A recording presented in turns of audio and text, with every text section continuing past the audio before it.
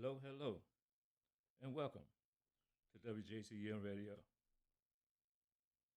Today, today I'm here to say goodbye to Job Corps as we know it. And I feel like a member of my family has passed away because Job Corps had meant so much to me throughout my life. And I'm sure other Job Corps graduates feel the same way. You see, I found out this week that Newsweek reported that 99 out of 123 Job Corps sites were ordered to close their doors by the end of this month. June 30th to shut down their office. U.S. Department of Labor pauses Job Corps Center's operations. 100 staff members at the Milwaukee's Job Corps Center will lose their jobs, not just in Milwaukee, nationwide, due to federal budget cuts. 99 centers have until the end of this month to close down. Newsweek further reported that President Trump administration viewed the Department of Education and Department of Labor as a waste and a fraud. Now, I had to do a double take and read that again. I was like, how can the education department be a waste? A waste. How can it be a fraud? This is just another attack on poor people. That's what this is. An attack on poor people. Job Corps was a tool to help get an education and a training so that you can be productive in society and so that society will benefit from this. Now, I don't get it. I don't get it. Now, our president said that the only people in Job Corps is people who commit sexual assaults, violence, drug use, and alcoholics. That's what he said. That is what he said. Then he went on to say that Job Corps helped people get on public assistance, homelessness, foster care, disability. Well, that's what Job Corps is. And it helps the high school dropouts. That's what they do. That is what they do. But what that article didn't tell you was that Job Corps teach people skills, lifelong skills, skills that society can benefit from, like welding, computer techs, certified nursing. Now, last I checked, that we have a shortage in this country for nursing, do we not? And then if you wanted to go to school for nursing, it was so expensive you had to take out a loan to do that. But Job Corps said, you know what, you can come here and we will teach you nursing skills. We will give you a certified certificate. And then you can go and get a job in a hospital. Pharmacy techs, even my pharmacy, they close now a half hour for lunch because they don't have the staff. So it's a need in society. Job Corps teaches pharmacy technician now.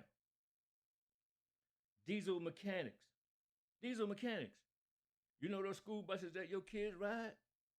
The mechanics has to keep those engines functioning. The city buses that you take to go to work every day, somebody got to repair those engines. Job Corps teaches the mechanics for that. And while you in Job Corps, They give you a small stipend so that when you go home on the weekend, you have decent clothes to wear when you get your weekend pass. I remember that. It's not much of a stipend, but it helps you to buy. They even take you shopping with that stipend so that you can buy some clothes to wear home when you get your weekend pass. I remember that. They had health care for when you have your failing health while you in there. They fix that. They have counseling, which a lot of us need coming out of the ghetto. We needed that counseling, and it was provided. Life skills training. And then they transition you into employment when you graduate. They help you get a job. Or if you wanted to go to further your education, they will help you with that.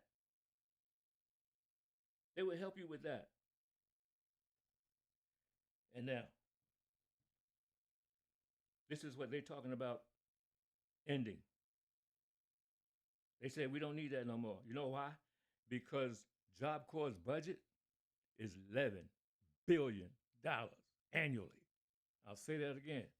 $11 billion annually. Now, don't you think that's worth it? Everything that I just mentioned, society is benefiting from that. They're getting their money's worth.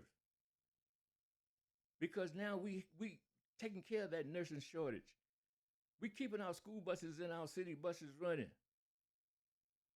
That $11 billion is well spent. And that's nationwide. That's not just for one Job Corps center. That's nationwide for all 123 sites of Job Corps. Now, Jason Bailey, he's an executive director of Kentucky Center Economics. Now, he wrote, the cost of federal government to sustain that $11 billion is only 2% of the federal budget. 2% of the federal budget. Now, as opposed to the tax cut for the wealthy, which is 400 times as much. 400 times the tax break that the wealthy is getting. And see, that's what I'm talking about, y'all. That's what our government is doing to us. But listen, yesterday, United States District Judge Andrew Carter Jr., he told President and his administration, you can't do that. You can't close these Job Corps centers. USA Today reported New York judge halts Job Corps closing. Department of Labor says low graduate, high costs, and safety concerns as a result for the reason why they are closing these Job Corps centers. And this judge said, no, you can't do that. But see, don't start clapping just yet. Because he said you can't do that without congressional approval.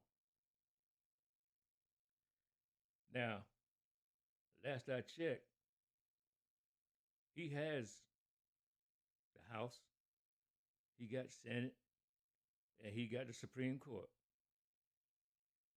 So the closing of these Job Corps centers is going to happen.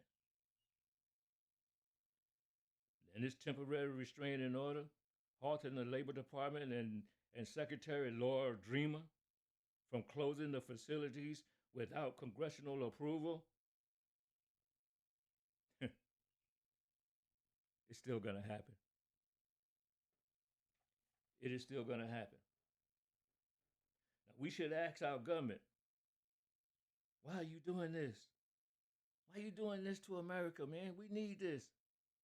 America needs this.